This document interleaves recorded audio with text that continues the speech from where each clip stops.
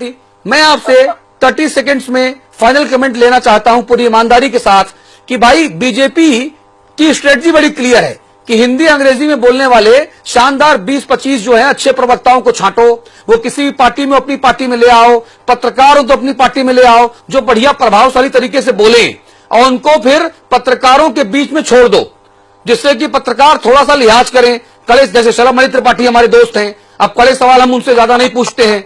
इस तरह से आपको भी उन्होंने कहीं से छोड़ा है, किसी को भी उन्होंने कहीं से छोड़ा है और अलग अलग मुद्दों को लच्छेदार शब्दों में उलझाकर उसका महत्व कम कर दो। यह बीजेपी की स्टाइल मुझे लगती है।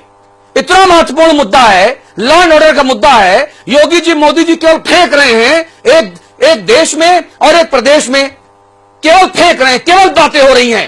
पहले दिन सरकार बनेगी तो गुंडे मवाली देश छोड़ के प्रदेश छोड़ के भाग जाएंगे या तो जेल में जाएंगे। बताएं योगी जी, बताएं ना योगी जी कि जो हत्या कर रहे हैं, जो लूटपाट कर रहे हैं, बलात्कार कर रहे हैं, ये आजाद क्यों घूम रहे हैं? किसका संरक्षण है इनको? और अगर योगी जी की सरकार इन्हें नहीं पकड़ पा रही तो गलती किसकी? ये बंदूक, फौज फाटा, बेल्ट, बिल्ला, बक्कल, पट्टी और सीटी मिलती है पुलिस को काहे के लिए मिलती है?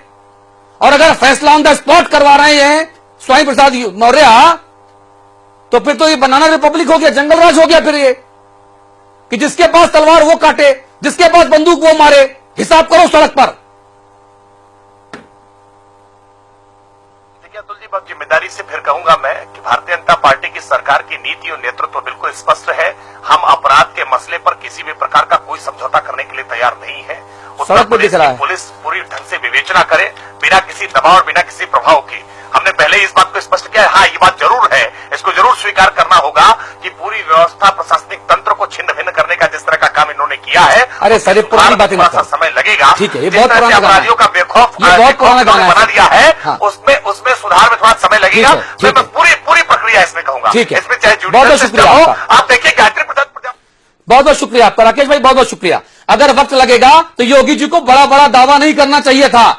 शपथ लेने के तुरंत बाद बहुत बड़े बड़े जो है वो शब्द नहीं बोलने चाहिए थे कि एक दिन में ये कर दूंगा, अलादीन का चिराग लेकर गोरखपुर से आया हूं, अभी रगड़ूंगा, सारे अपराधी भाग जाएंगे। काहे फिर ज्ञान दिया था योगी जी ने? योगी जी को पता नहीं था क्या कि वो मुख्यमंत्री बन गए हैं और सांसद नहीं है और वो जो है वो केवल गोरखपुर के अब जो है वो जिम्मेदार नहीं है, वो प्रदेश के मुखिया हैं? क्या माननीय महंत जी को पता नहीं था ये? सर ऐसा है कि भाई पहले हालात सुधारो और फिर ज्ञान दो। और मैं बार बार कहता हूं कि भारतीय जनता पार्टी की उत्तर प्रदेश की 100 दिनों की सरकार से लोगों को निराशा हाथ लगी है। आप मीडिया में जितना चाहे उतना खर्चा कर दो।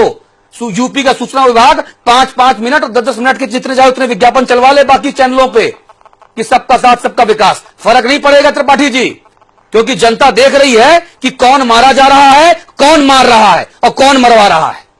ये हालात सुधार लीजिए बस, तभी इकबाल पर सवाल लगने बंद होंगे। बहुत बहुत शुक्रिया आपका। और हिंदी खबर ना तो डरता है और ना झुकता है। हम अगर जिंदा हैं राकेश त्रिपाठी जी तो जिंदा नजर आएंगे, जिंदा हैं तो जिंदा नजर आएंगे। बहुत बहुत शुक्रिया आपका, बहुत बहुत शुक्रिया। जो कहूंगा सच कहूंगा। एक ब्रेक के उस पर बात उत्तराखंड की होगी।